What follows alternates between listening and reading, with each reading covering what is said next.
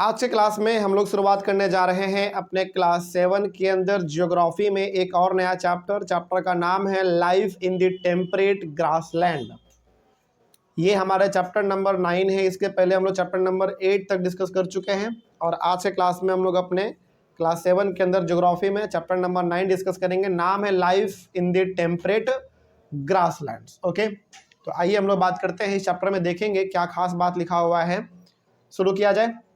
तो सबसे पहले तो हम लोग अपने चैप्टर का इंट्रोडक्शन लेंगे एक, और इंट्रोडक्शन में दो डेफिनेशन लिखा हुआ है बेसिकली। एक डेफिनेशन है फॉरेस्ट का और दूसरा डेफिनेशन है ग्रासलैंड का। ओके, तो फॉरेस्ट में देखते हैं क्या लिखा हुआ है। फॉरेस्ट मतलब जंगल, तो जंगल का डेफिनेशन क्या है वो देखते हैं। पहले लिखा हुआ है पहला पॉइंट इसमें डेफिनेशन में, forest can be defined as the place where trees are the main type of vegetation.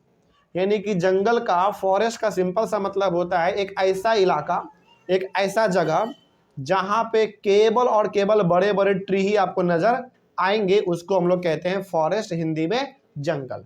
समझ में आ रही है बात।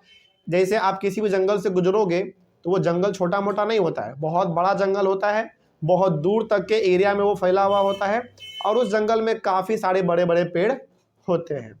तो फॉरेस्ट का सिंपल सा मतलब हो गया कि वो बड़ा सा एरिया जिसमें बहुत दूर तक केवल पेड़ पौधे फैले होंगे, घना घना पेड़ होगा और लंबे लंबे पेड़ होंगे, उसको हम लोग फॉरेस्ट कह देते हैं और हिंदी में उसको हम लोग जंगल कहते हैं। ठीक है, आगे बढ़ते हैं। अगला हमारा ग्रासलैंड। देखो इस ग्रासलैंड को ना सिंपल से वर्ड से समझो। ग्रास लैंड यानी कि दूर तक के जमीन पे केवल और केवल क्या फैला होगा, ग्रास यानी कि घास। तो वही बात हम लोग यहाँ पे बात करेंगे। Grassland can be defined as a region where grasses form the dominant type of plant life। यानी कि एक ऐसा इलाका, बहुत दूर तक ऐसा इलाका जहां पे केवल छोटे छोटे घास ही आपको नजर आएंगे, वो हमारा कहलाता है ग्रासलैंड। समझ में आ रही है बात। तो अब फॉरेस्ट और ग्रासलैंड में डिफरेंस क्या है फिर? दोनों सेम चीज है या अलग है? दोनों अलग है। फॉरेस्ट भी बहुत दूर तक के एरिया में फैला हुआ होता है, ग्रासलैंड भी बहुत दूर तक के एरिया में फैला हुआ होता है। फिर दोनों में फर्क क्या है? फर्क है पेड़ के साइज का। फॉरेस्ट में जो पेड़ का साइज होता है वो बहुत बड़ा बड़ा होता है, लेकिन ग्रासलैंड में जो पेड़ का साइज होगा वो बहुत छोटा छोटा होता है, जैसे घास के जैसा, है ना। तो ये हो गया हमारा दोनों में डिफरेंस। समझ में आया बात? ठीक है, लेकिन ध्यान रखना है कि दोनों, चाहे वो फॉरेस्ट हो चाहे वो ग्रासलैंड हो, बहुत दूर तक के एरिया में फैला हुआ होता है। लेकिन बात करें दोनों में पेड़ कैसे पाए जाएंगे, तो फॉरेस्ट में बड़े बड़े पेड़ पाए जाएंगे और ग्रासलैंड में बहुत छोटे छोटे, यानी कि घास के बराबर उतना छोटे छोटा पेड़ वहां पे पाया जाता है। तो ये हो गया हमारा छोटा सा इंट्रोडक्शन इस चैप्टर का। हमारा फर्स्ट टॉपिक है अपने चैप्टर के अंदर, वो है प्रेरीज। तो देखते हैं ये प्रेरीज क्या लिखा हुआ है। ये हमारा मेन टॉपिक है प्रेरीज। इसके अंदर हमारा छोटा छोटा टॉपिक और मिलेगा। प्रेरीज, ओके, देखते क्या लिखा है। पहले तो प्रेरीज क्या होता है वो आप समझ लो, बेसिकली डेफिनेशन समझ लो क्या है। देखो, the temperate grasslands of North America are known as the prairies. Prairies North America, South America, North America हमारा होता है, नीचे में साउथ अमेरिका, उसके ऊपर में नॉर्थ अमेरिका। तो जो नॉर्थ अमेरिका में बहुत बड़ा इलाका जो है घास का, वही हमारा कहलाता है प्रेरीज। और ये कहां पे? लगभग टेम्परेट ग्रासलैंड का मतलब सिंपल सा हो गया, थोड़ा सा आप कह लो इक्वेटर के आसपास। ठीक है, सिंपल समझो। आप नॉर्थ अमेरिका देखो, नॉर्थ अमेरिका वर्ल्ड मैप में, और नॉर्थ अमेरिका में बहुत बड़े बड़े ऐसे जमीन हैं जहां पे केवल दूर दूर तक केवल घास फैले हुए हैं, उसी को हम लोग कहेंगे प्रेरीज। समझ में आ रही है बात। तो बेसिकली जो प्रेरीज होता है वो बहुत बड़ा ग्रासलैंड ही होता है, जो कि कहां पे फिलहाल हम लोग किस जगह के बारे में बात कर रहे हैं? नॉर्थ अमेरिका के बारे में बात कर रहे हैं। तो यदि आपसे कोई पूछे कि ये प्रेरीज क्या होते हैं, तो सिंपल से बताइएगा कि नॉर्थ अमेरिका में पाया जाने वाला बहुत बड़े बड़े जो लैंड है, ग्रास वाले, घास वाले जमीन जो है, उसी को हम लोग कहते हैं प्रेरीज। ओके, आगे बढ़ते हैं। अगला, it is a region of flat, gently sloping or hilly land. ये जो जगह है नॉर्थ अमेरिका का, जिस जगह के बारे में हम लोग बात कर रहे हैं, ये जगह बहुत दूर तक फ्लैट है। फ्लैट का मतलब बिल्कुल एक जैसा जमीन, प्लेन जमीन, और कहीं कहीं पर स्लोप भी मिलता है। स्लोप मतलब थोड़ा सा पहाड़ी इलाका, ज़्यादा बड़ा पहाड़ नहीं, छोटे छोटे पहाड़ वगैरह भी नज़र आते हैं कहीं पे, लेकिन उस पहाड़ पे भी बड़े बड़े पेड़ नज़र आपको नहीं आएंगे, छोटे छोटे घास ही नज़र आएंगे। ठीक है, क्योंकि वहाँ पे बड़े पेड़ नहीं होते हैं। ठीक ना, जिस जगह के बारे में हम लोग बात कर रहे हैं हमारे नॉर्थ अमेरिका के अंदर, वहाँ पे बड़े पेड़ आपको दिखेंगे ही नहीं, छोटे पेड़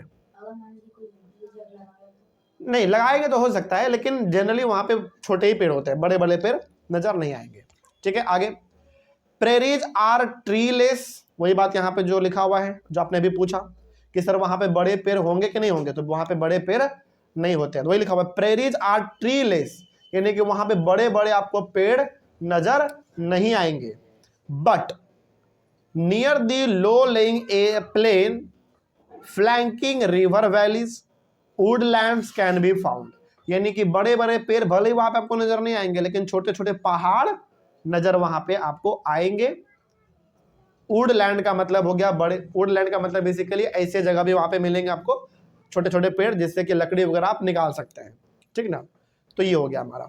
तो देखो यहाँ पे बेसिकली आपको ये कहा जा रहा है कि नॉर्थ अमेरिका का वो जगह जो कि बहुत दूर तक फैला हुआ है, उस पर घास ही केवल आपको दिखेंगे, बड़े बड़े नहीं, छोटे छोटे घास दिखेंगे, उस इलाके को कहा जाता है प्रेरीज। ओके, वहाँ पे बड़े पेड़ आपको नजर नहीं आते हैं। जमीन कैसा होता है, बहुत दूर तक फ्लैट होता है, एक जैसा प्लेन, और कहीं कहीं पर छोटे छोटे पहाड़ भी आपको नजर आएंगे, लेकिन उस पहाड़ पे भी बड़े पेड़ नजर नहीं आएंगे, उतने छोटे छोटे पेड़ आपको नजर आ सकते हैं, और ज्यादातर तो घास ही रहता है उस पर। ठीक है ना, आगे tall grass up to 2 metres high dominates the landscape, यानी कि इस प्रेरीज पे, इस जमीन पे घास जो है ना वो बड़े बड़े आपको नजर आएंगे। वो घास कितने बड़े होते हैं, लगभग 2 मीटर जितना, सोचो इतना बड़ा आपका वहां पे घास नजर आता है। और 2 मीटर का मतलब हो गया, एक मंजिला बिल्डिंग नहीं कह सकते हैं, 2 मीटर का मतलब हो गया लगभग आधा मंजिला बिल्डिंग। इतने बड़े बड़े घास यहाँ पे नजर आपको आते हैं। ठीक ना, और ध्यान रखना ये बड़े पेड़ नहीं होते हैं, बड़े घास होते हैं। ठीक ना, और यहाँ इस प्रकार के जमीन पे यही जो घास है वो सबसे ज्यादा नजर आता है, बड़े पेड़ नहीं, घास केवल नजर आएंगे। It is actually a sea of grass, कहा गया है उसको सी ऑफ ग्रास, यानी कि घास का समुद्र। जहां तक नजर जाएगा केवल बड़े बड़े घास ही आपको नजर वहां पे आएंगे, ग्रास नजर आएंगे, आपको पेड़ वहां पे नजर नहीं आता है। ठीक है उसके बाद the prairies are bounded by the Rocky Mountains in the west and the Great Lakes in the east, यानी कि यदि हम लोग बात करें इस प्रेरीज के वेस्ट में, तो इस प्रेरीज के वेस्ट में यानी कि नॉर्थ अमेरिका के वेस्ट में बड़े बड़े आपको पहाड़ दिख जाएंगे, पत्थर वाले पहाड़, और इस प्रेरीज के ईस्ट में आपको नजर आ जाएंगे बड़े बड़े लेक, जिसका नाम है ग्रेट लेक्स, यानी कि बड़े बड़े थोड़ा सा कह सकते हो झरना वगैरह, इस प्रकार की चीजें वहां पर नजर आपको आ जाएंगे। The prairies cover parts of the United states of America and the parts of Canada. Obvious ये बात है, नॉर्थ अमेरिका में ही हमारा यूएसए है, यूनाइटेड स्टेट्स ऑफ अमेरिका, और कनाडा उसके ऊपर, तो ये जो प्रेरीज है ये इसका कुछ पार्ट आपको अमेरिका में भी नजर आएगा। देखो नॉर्थ अमेरिका हमारा कॉन्टिनेंट हो गया, और इसी नॉर्थ अमेरिका में कंट्री आपका कौन सा है, यूनाइटेड स्टेट्स ऑफ अमेरिका, और उसके ऊपर कनाडा। तो प्रेरीज का कुछ हिस्सा आपको यूएसए में भी नजर आता है, और कुछ हिस्सा इसका कनाडा में भी नजर आता है, क्योंकि ये बहुत दूर तक फैला हुआ होता है। ठीक ना, prairies are drained by the tributaries of the Saskatchewan river, वहां पे बेसिकली एक नदी बहती है नॉर्थ अमेरिका में, सस्कैचुअन रिवर नाम है बेसिकली उनका। इस नदी से ही इस प्रकार के प्रेरीज को पानी मिलता है, मतलब कि इस प्रकार के जमीन पे जो घास है उसको पानी का भी कोई कमी नहीं है, इसी के वजह से यहाँ पे बड़े बड़े आपको पेड़ नहीं, बड़े बड़े घास नजर आते हैं। अच्छा मान लीजिए यदि बगल में नदी नहीं रहता, तो क्या इस प्रकार के जमीन पे इतना हरा भरा चीज दिखता आपको, इतने बड़े बड़े घास होते, कभी नहीं होते। बगल में नदी है, वहाँ का मौसम भी अच्छा है, क्लाइमेट अच्छा है, इसीलिए वहाँ पे बड़े बड़े आपको घास नजर आते हैं। समझ में आ गया बात, तो प्रेरीज हमारा ये हो गया। अगला है क्लाइमेट। अब प्रेरीज जो है नॉर्थ अमेरिका का वो जगह जहाँ पे घास वगैरह ज्यादा है, वहाँ का क्लाइमेट कैसा रहता है, थोड़ा सा उसके बारे में भी जान लेते हैं हम लोग। क्लाइमेट वहाँ का कैसा रहता है, देखो the climate is with extreme temperature, वहां का जो क्लाइमेट है वो एक्सट्रीम का मतलब हो गया क्लाइमेट वहां का थोड़ा ज्यादा है। ठीक ना, the summers are warm with temperatures of around 20 degree Celsius. गर्मी में लगभग वहां का जो टेम्परेचर है वो 20 डिग्री के आसपास होता है। और 20 डिग्री का मतलब हो गया कि थोड़ा गर्मी नहीं लगेगा वहां पे, लेकिन ठीक ठाक मौसम रहेगा, ना गर्मी ना ही ठंडा, ठीक ठाक रहेगा मतलब, ठीक ना। तो प्रेरीज जो है नॉर्थ अमेरिका में, वहां पे टेम्परेचर का बात करें तो ठीक रहता है, 20 डिग्री के आसपास टेम्परेचर वहां पे रहता है। कब? गर्मी के टाइम पे। यानी कि गर्मी के टाइम पे भी आपको वहां पे गर्मी नजर नहीं आएगा, क्योंकि 20 डिग्री सेल्सियस का मतलब हो गया बहुत ज्यादा गर्मी नहीं पड़ता वहां पे, ठीक है। आगे इन विंटर, विंटर का बात करें तो in winters a thick blanket of snow covers the region. जाड़े के टाइम पे उस पूरे प्रेरीज पे, जितना दूर तक घास फैला हुआ था, उस पूरे जमीन पे छोटा छोटा एक चादर जमा हो जाता है। किसका? बर्फ का। इसका सिंपल सा मतलब हो गया कि गर्मी के टाइम पे टेम्परेचर जो है वो 20 डिग्री सेल्सियस चला जाएगा, और जाड़े के टाइम पे और नीचे चला जाता है, जिसके वजह से वहां का टेम्परेचर कम होने की वजह से घास के ऊपर एक बर्फ का चादर बिछ जाता है। मतलब जाड़ा वहां पे थोड़ा ज्यादा पड़ता है विंटर में। उसके बाद the annual rainfall is moderate and is ideal for the growth of grass. एक साल में लगभग वहां पे बारिश ठीक ठाक हो जाता है, ना बहुत कम ना बहुत ज्यादा, ठीक ठाक बारिश वहां पे हो जाता है साल भर में, जिसके वजह से घास को अच्छा खासा पानी भी सालों भर मिलता रहता है उगने के लिए, ग्रो करने के लिए, ठीक है। तो ये हो गया वहां के क्लाइमेट के बारे में। अब थोड़ा सा बात करते हैं फ्लोरा और फाउना के बारे में, कि आखिर ये जो हमारा पूरा प्रेरीज है, जहां पे दूर इलाके तक केवल घास फैला हुआ है, उसमें फ्लोरा और फाउना का क्या हाल है। फ्लोरा मतलब पेड़ पौधे और फाउना का मतलब जानवर। तो पेड़ पौधे और जानवर का क्या हालचाल है, पहले वो देख लेते हैं। Trees such as willows, alders and poplars grow. और जैसा कि हमने आपको बताया, ये ग्रासलैंड है। प्रेरीज क्या है? वहां का ग्रासलैंड है। केवल वहां पे आपको बड़े बड़े घास नजर आएंगे, बड़े बड़े पेड़ नजर नहीं आएंगे। लेकिन कुछ ऐसे पेड़ हैं जो कि नजर आएंगे, लेकिन उस पेड़ का हाइट जो वो बहुत ऊंचा नहीं होगा, बहुत छोटा वाला हाइट के पेड़ वहां पे मिलते हैं। जैसे ट्री का नाम है विलोज, एल्डर्स और पॉपुलर। तो ये कुछ ऐसे ट्री हैं जो कि वहां पे उगते हैं, और इनका हाइट बहुत बड़ा नहीं होता है, बहुत छोटा होता है इसका हाइट, ठीक ना। ये हो गया। The major crop of this area is maize, potatoes, soybean and cotton.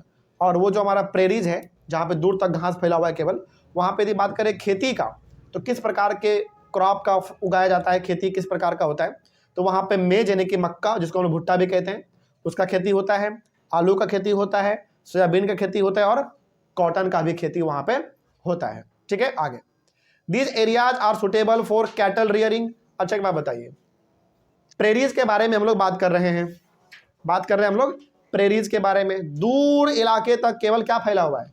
घास फैला हुआ है। तो बताइए वहां पे सबसे अच्छा इलाका वो किस चीज के लिए माना जाएगा? जानवरों के लिए माना जाएगा कि नहीं माना जाएगा? बिल्कुल। दूर तक के इलाके में केवल और केवल घास ही फैला हुआ है, तो वो जो इलाका है सबसे बेस्ट किसके लिए माना जाएगा? जानवरों के लिए। तो वही लिखा हुआ है यहाँ पे कि these areas are suitable for cattle rearing. वो जो एरिया है सबसे अच्छा माना जाता है जानवरों के लिए, क्योंकि जानवरों को क्या चाहिए? घास। और वो इलाका ही पूरा किस चीज का बसा हुआ है? घास का बना हुआ है। तो वो घास जो है, मतलब वहां पे जानवर अच्छी तरीके से रहते हैं, खाने पीने का जानवरों को कोई कमी नहीं होता, क्योंकि बगल में ही क्या है? घास का इतना बड़ा फील्ड है, जब मन करता है तब वो लोग जाके खा के आ जाते हैं वापस, ठीक है। आगे अब यहाँ पे एक डेफिनेशन लिखा हुआ रैंचेज। रैंचेज का मतलब क्या होता है? देखो, large cattle farms are called ranches. देखो बहुत बड़ा फार्म जब होता है ना जहां पे ज्यादा बड़े लेवल पे आप गाय, बैल, भैंस, बकरी वगैरह को पालते हैं, उसको हम लोग कहते हैं रैंचेज। मूवी वगैरह में आपने कभी देखा होगा, कोई ऐसा फार्म होता है, कुछ ऐसे अमीर आदमी होते हैं जो एक दो गाय को नहीं पालते हैं, 1000-2000 गाय को पालते हैं एक जगह पे। तो जो बड़े से इलाके में जब आप बहुत ज्यादा जानवर को पालते हैं, तो वो कहलाता है हमारा रैंचेज। क्या कहलाएगा? रैंचेज, ठीक ना। तो ranches are looked after by cowboys. तो ऑब्वियस ये बात है, इतना बड़ा फील्ड है, हरियाली वाला फील्ड है, तो वहां पे बताइए क्या रैंचेज यानी कि बड़े लेवल पे गाय, बैल, भैंस, बकरी वगैरह को पाला जाता होगा कि नहीं पाला जाता होगा? बिल्कुल, क्योंकि गाय इन सबको क्या चाहिए खाने के लिए? घास। और घास का कोई कमी वहां पे नहीं है। तो वहां पे बड़े बड़े फार्म आपको खूब मिलेंगे, जहां पे एक फार्म में 2000-3000 गाय, बैल ये सब मिल जाएंगे आपको वहां पे, ठीक है। और उन सबका देखभाल कौन करता है? Cow boy. काउ बॉय का मतलब होता है जो उसका देख रेख करता है, उसका चराना, उसका खाना पीना देखना, उसको हम लोग कहते हैं काउ बॉय। उसका वो लोग देख रेख करते हैं। आगे बिसन और the American buffalo is the most important animal of this region. इस रीजन में, प्रेरीज वाले जो रीजन है नॉर्थ अमेरिका का, कई प्रकार के जानवर यहाँ पे पाए जाते हैं, लेकिन दो जानवर बड़ा फेमस है वहाँ का। पहला बिसन और दूसरा हमारा है अमेरिकन बफेलो। हालांकि दोनों एक ही जानवर होता है, यहाँ पे और लिखा हुआ है, बिसन बोलो या अमेरिकन बफेलो बोलो, वहाँ का बड़ा फेमस जानवर है। ये जानवर वहाँ पे बहुत ज़्यादा पाया जाता है और लोग इसको पालते भी हैं। यहाँ तक कोई दिक्कत नहीं, समझ में आ रही है बात। ये सब का सब किस चीज़ के बारे में बात हो रहा है? उसी जगह के बारे में जो जगह पूरी तरीके से घास से भरा हुआ है। बात करें हम लोग किसके बारे में बात कर रहे हैं? प्रेरीज के बारे में, ठीक ना। अब बात करते हैं वहाँ के पीपल के बारे में, यानी कि वहाँ के लोगों के बारे में कि आखिर वहाँ के लोगों का क्या हाल चाल है, वो लोग क्या कर रहे हैं। पहला point, the people of this region are very hard working. उस जगह पे जितने भी लोग रहते हैं वो बहुत ही ज़्यादा हार्ड वर्किंग है, मतलब बहुत ही ज़्यादा मेहनती लोग होते हैं, वो लोग बहुत मेहनत करते हैं। They have successfully harnessed technology to utilise their rich natural resources. वहाँ पे जितने भी लोग रहते हैं वो लोग टेक्नोलॉजी का बहुत इस्तेमाल करते हैं अच्छी तरीके से। जैसे मान लीजिए वहाँ पे कोई किसान है तो वो सारा का सारा काम अपने मशीन से ही करवाता है। और एक बात ध्यान रखिएगा, अमेरिका में जो खेती होता है ना, इंडिया में जो खेती होता है उसके मुकाबले अमेरिका में काफ़ी लाख गुना बढ़िया खेती होता है वहाँ पे। हम लोग इंडिया में आज भी कई सारे ऐसे काम है जो हाथों से करते हैं खेती बाड़ी में। अमेरिका में A to Z काम, सारा काम कौन करता है अमेरिका में? मशीन करता है। समझना ये बात। तो अमेरिका के लोग और खास करके जो प्रेरीज वाले जगह पे रहते हैं जहाँ पे घास फैला हुआ दूर तक, उस वाले इलाके में जो लोग रहते हैं वो लोग टेक्नोलॉजी का, अपने आसपास जो भी चीज़ें मौजूद है नेचर में, उनका इस्तेमाल ये लोग बहुत अच्छी तरीके से करते हैं, बर्बाद नहीं करते हैं। Two of the most developed countries in the world, the USA and Canada are located in this region. दुनिया में कई सारे कंट्री हैं बहुत डेवलप अच्छे कंट्री। उनमें से हमारा दो कंट्री है, एक USA यानी कि यूनाइटेड स्टेट्स ऑफ अमेरिका और दूसरा कनाडा। और ये दोनों का दोनों किस जमीन पे बसा हुआ है? प्रेरीज वाले जमीन पे बसा हुआ है, यानी कि अमेरिका में और कनाडा में बहुत दूर तक आपको नजर आएगा हरा भरा घास वाला इलाका। ठीक है, आगे बढ़ते हैं। Scientific methods of cultivation and use of tractors, harvesters and combines had made north America a surplus food producer. वही बात है यहाँ पे हमने जो कहा आपको कि नॉर्थ अमेरिका में जिस भी प्रकार का खेती लोग करते हैं, उस प्रकार के खेती को करने के लिए वो सारा का सारा इस्तेमाल करते हैं टेक्नोलॉजी का। यानी कि खेती करने के लिए जो भी चीज़ उनको चाहिए वो सब किससे कर लेंगे? वो पूरा मशीन से कर लेंगे। ट्रैक्टर का इस्तेमाल करते हैं, हार्वेस्टर का इस्तेमाल करते हैं, कंबाइन का इस्तेमाल करते हैं। ये सब मशीन का नाम है, ठीक है ना। मतलब फसल को लगाना, तैयार करना, काटना वाटना, सब काम वो लोग मशीन से ही कर लेते हैं। इसीलिए नॉर्थ अमेरिका में जो अनाज है वो बहुत ज़्यादा प्रोड्यूस किया जाता है, क्योंकि सारा काम मशीन ही कर ले रहा है और बहुत जल्दी करके रख दे रहा है, ठीक ना। इसीलिए नॉर्थ अमेरिका में अनाज का कोई कमी नहीं है।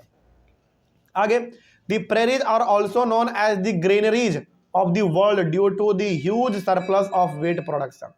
जो प्रेरीज है, घास वाला इलाका, उसी को तो हम लोग प्रेरीज कह रहे हैं। तो इसको ना ग्रेनरीज भी कहा जाता है, यानी कि जो ये प्रेरीज है जो कि घास वाला इलाका है, उसको ग्रेनरीज भी कहा जाता है। ग्रेनरीज का मतलब होता है वो जो कि अनाज में कभी कम नहीं हो सकता। तो प्रेरीज में अनाज का खेती खूब होता है ना। और सबसे ज़्यादा खेती किस चीज़ का होगा वहाँ पे? वीट का, यानी कि गेहूं का खेती बहुत ज़्यादा होता है। तो ध्यान रखिएगा, प्रेरीज को जो है वो ग्रेनरीज भी कहा जाता है, इसलिए क्योंकि वहाँ पे खेती बहुत ज़्यादा होता है। और खास करके कैसा खेती होता है ज़्यादा? वीट का, यानी कि गेहूं का, ठीक ना। आगे, dairy farming is another major industry. सबसे पहला वहाँ पे जो काम होता है वो तो खेती बाड़ी होता है, सबसे पहला काम। दूसरा काम सबसे ज़्यादा यदि वहाँ पे कोई होता है तो वो कौन सा काम है? डेयरी फार्मिंग का।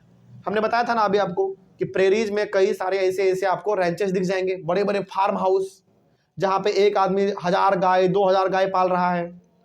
तो भाई उतना बड़े लेवल पे आप गाय पाल रहे हो तो उनका दूध भी तो आप निकालोगे। तो वहाँ पे बड़े बड़े डेयरी फार्मिंग भी नजर आएंगे। वहाँ पे बहुत बड़े बड़े डेयरी फार्मिंग वहाँ पे होते हैं। Dairy farming and extensive agriculture both promote setting up of food processing industries.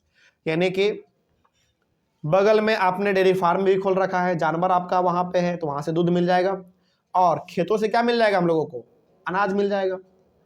तो जानवरों से मिल जा रहा है दूध और खेतों से मिल जा रहा है अनाज, तो खाने पीने का हमारा पूरा जो जरूरत है वो तो वहीं से पूरा हो जा रहा है।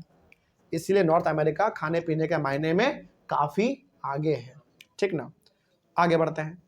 Large mineral deposits particularly coal and iron and a good network of roads, railways and canals in this region have made it the most industrialised region in the world. यानी कि प्रेरीज में कई सारे ऐसे भी जगह हैं जहां पे कोयला पाया गया है, आयरन पाया गया है। समझना ये बात, मतलब प्रेरीज में ऐसे कई सारे जगह हैं, वो घास वाला जो इलाका है उसमें कई सारे ऐसे जगह हैं जहां पे आयरन, कोयला, ये कोल मतलब कोयला, इन प्रकार की चीज़ें भी पाए गए हैं।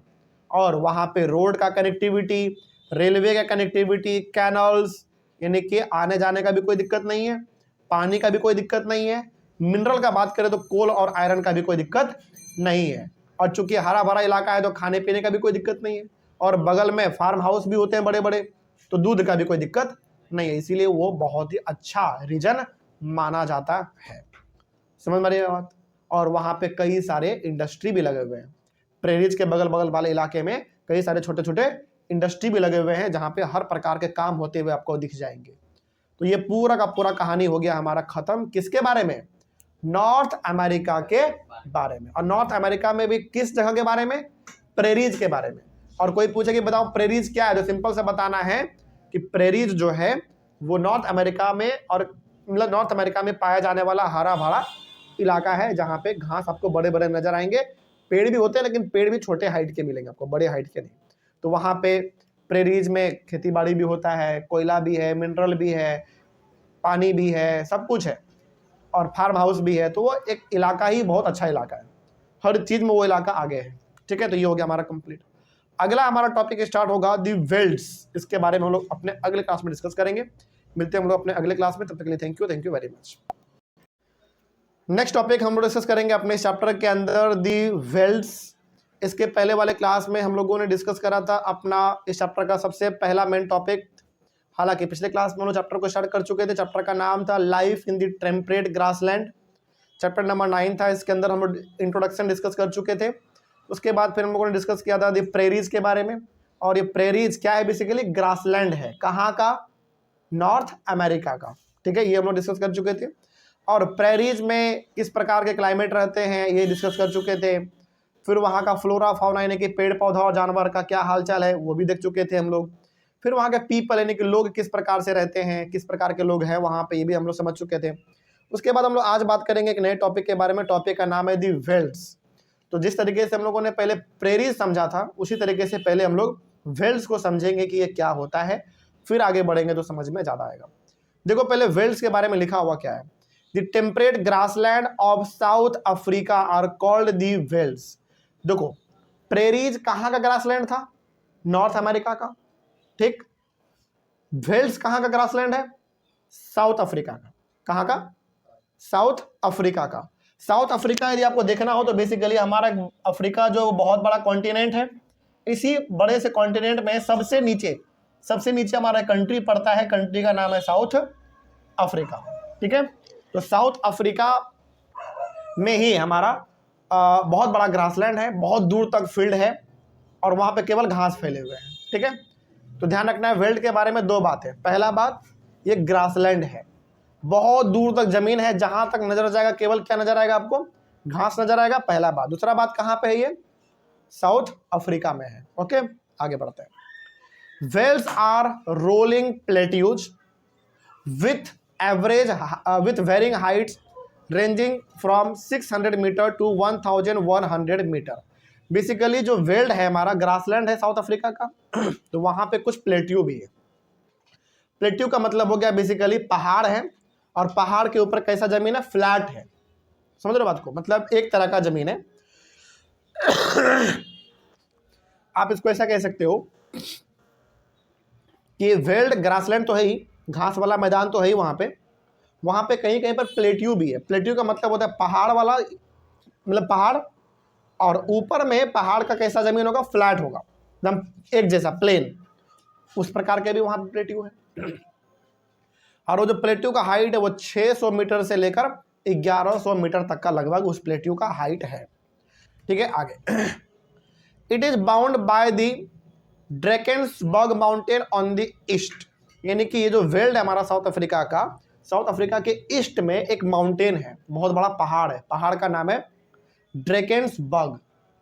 तो वेल्ड के ईस्ट में, यानी कि साउथ अफ्रीका में जो हमारा वेल्ड है, ग्रासलैंड वाला जमीन हमारा वेल्ड, जहाँ पे प्लेट्यू भी है, उसके ईस्ट में ड्रैकेंसबर्ग माउंटेन है। To its west lies the Kalahari desert, और इसी वेल्ड के वेस्ट में उस साइड में एक डेजर्ट है, डेजर्ट का नाम है कलाहारी। तो बेसिकली कहने का मतलब हो गया कि साउथ अफ्रीका के बीच में वेल्ड है, वेल्ड के ईस्ट में माउंटेन है और वेस्ट में डेजर्ट है। तो बीच में हमारा क्या पड़ गया फिर? ग्रासलैंड। ग्रासलैंड का नाम वेल्स। ठीक है, आगे बढ़ते हैं।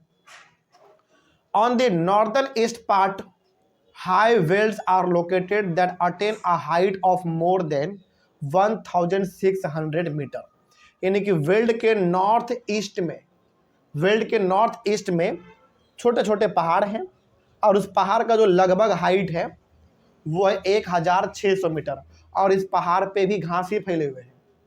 ठीक है, इस बात का भी ध्यान रखना है। उसके बाद the tributaries of the rivers Orange and Limpopo drain the region. अब ये जो हमारा रीजन है वेल्स, इस वेल्स के बगल से दो नदी गुजरती है।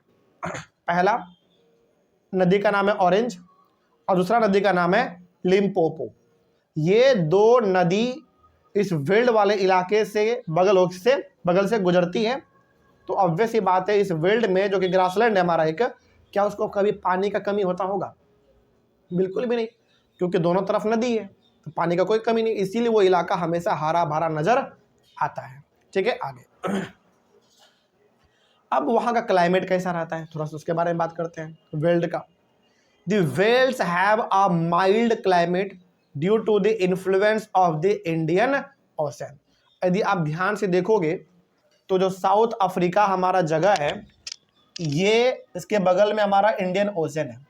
इंडियन ओशन का जो पानी है वो साउथ अफ्रीका को भी टच करता है, यानी कि पानी का कोई प्रकार का कमी वेल्ड में नजर नहीं आता है। तो जब पानी का कोई कमी नहीं है तो वेल्ड हमेशा आपको हरा भरा नजर आएगा, और वहाँ का क्लाइमेट भी कैसा रहेगा? ठीक रहेगा, ना बहुत ही गर्मी और ना ही बहुत ठंडा, ठीक क्लाइमेट रहता है, क्योंकि बगल में समुद्र है हमारा इंडियन ओशन, और वहाँ पे खुद नदी है उन लोगों का, तो क्लाइमेट ठीक रहता है।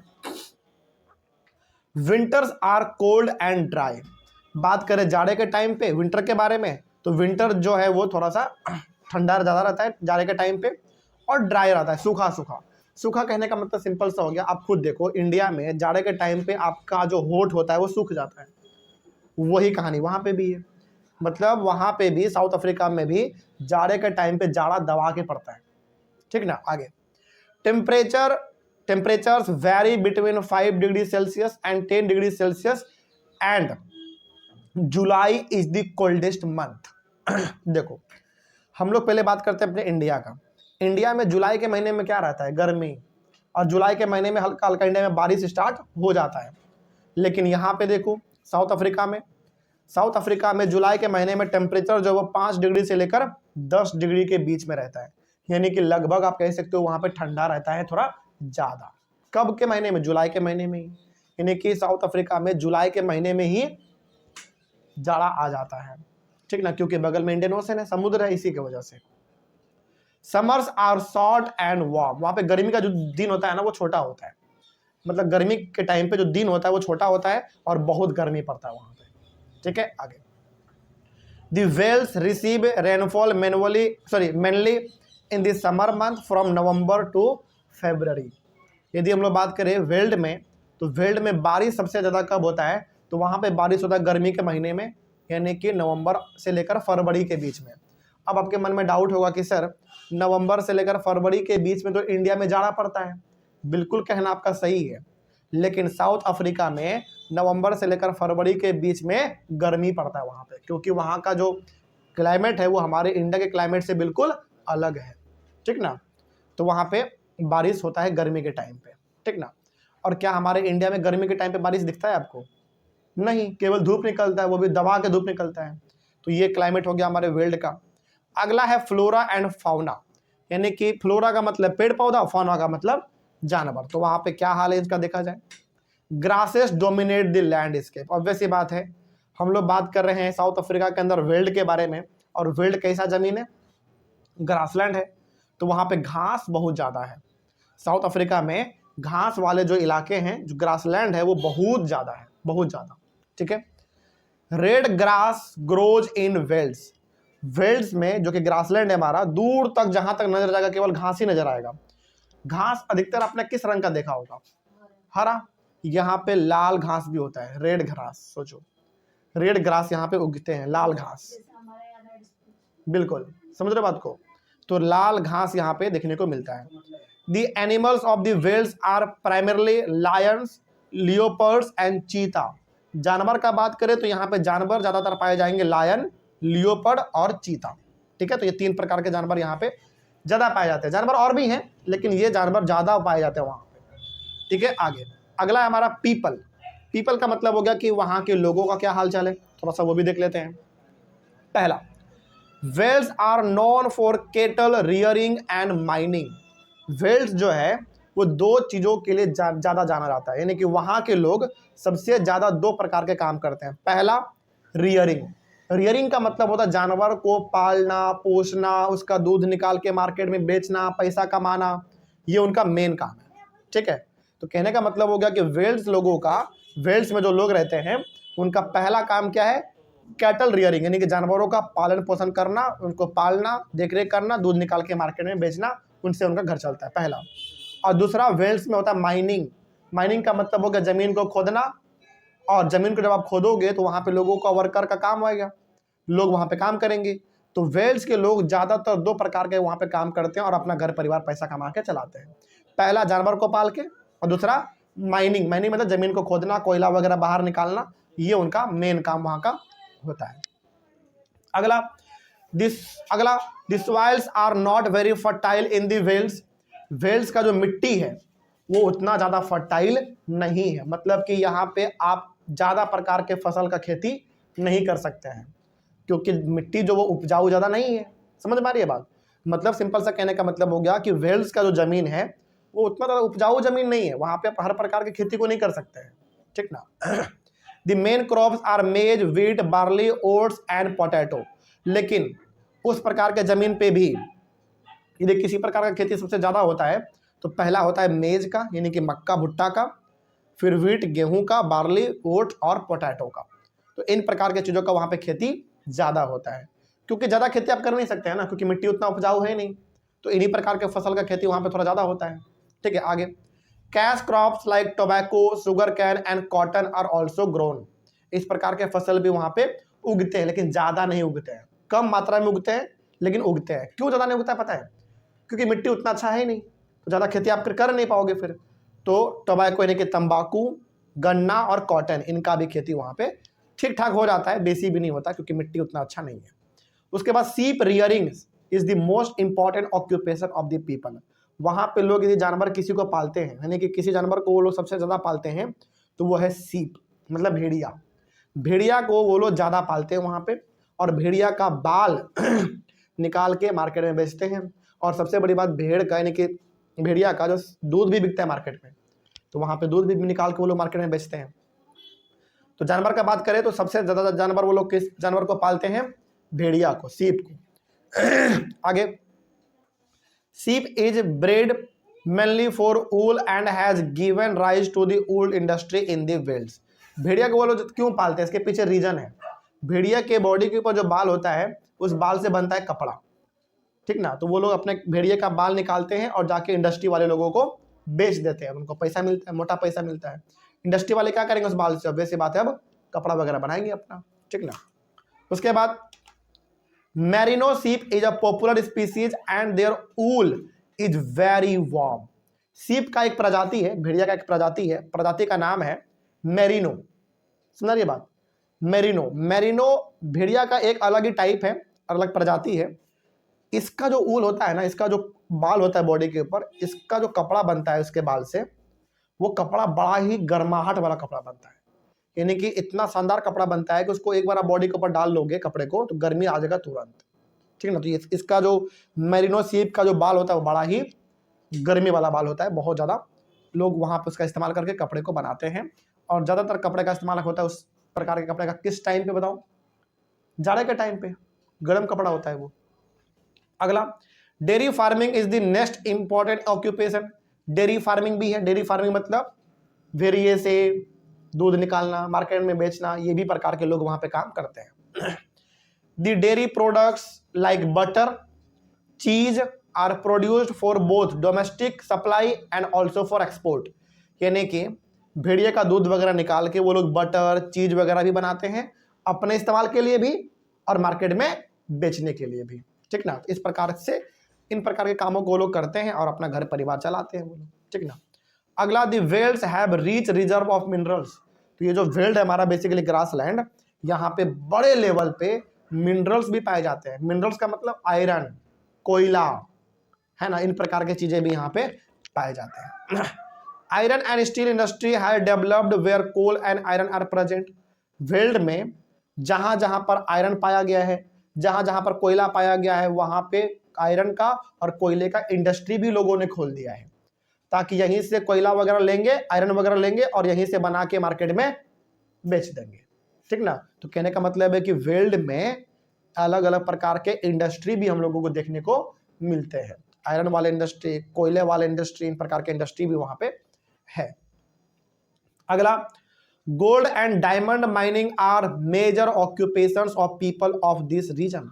अब देखो एक अच्छा बात यहाँ पे क्या है, वेल्स में सोना का खदान पाया जाता है, सोचो, डायमंड का भी खदान पाया जाता है। मतलब साउथ अफ्रीका आज भी, ये पहले भी था और आज भी साउथ अफ्रीका के बारे में ऐसा कहा जाता है कि साउथ अफ्रीका में आज भी ऐसे ऐसे जगह हैं जहां पे जब लोग जमीन को खोदते हैं तो वहां से उनको सोना मिलता है, डायमंड मिलता है। बड़ा नहीं, ज्यादा नहीं मिलते हैं, लेकिन कुछ कुछ डायमंड और कुछ कुछ गोल्ड वहां पे मिलता है।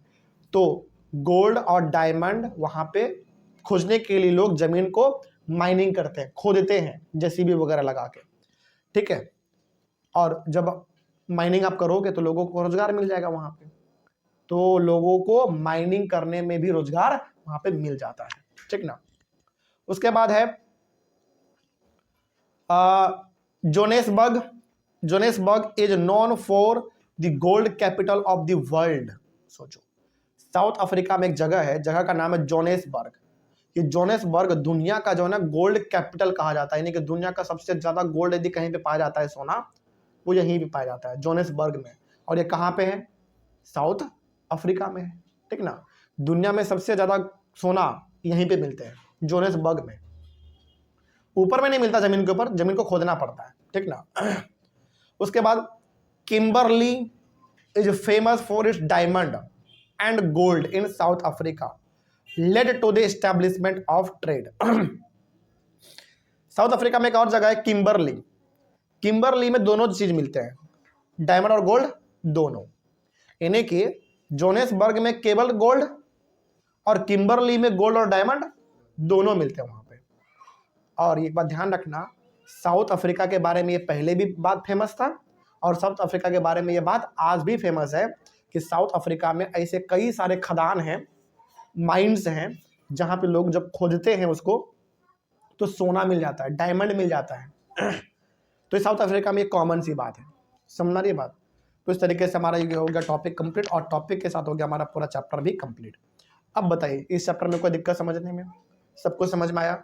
ध्यान रखना है इस चैप्टर में दो ही जगह के बारे में बात हुआ है। पहला प्रेरीज के बारे में, प्रेरीज कहाँ का था? नॉर्थ अमेरिका का। उसके बाद हमने बात किया थी वेल्स के बारे में। वेल्स कहाँ का है? साउथ अफ्रीका का है। तो दोनों के बारे में हम लोगों ने कंप्लीट कर लिया। दोनों जगह पे पेड़ पौधों का क्या हाल चाल है, वहाँ का क्लाइमेट कैसा है, लोगों का क्या हाल चाल है, ये भी हम लोगों ने देख लिया। कोई दिक्कत इसमें? इस तरीके से टॉपिक और टॉपिक के साथ हो गया हमारा चैप्टर कंप्लीट। तो ऑनलाइन वाले बच्चे, आप लोगों को कहीं पर कोई दिक्कत रहा होगा तो आप लोग एक बार कमेंट करिएगा।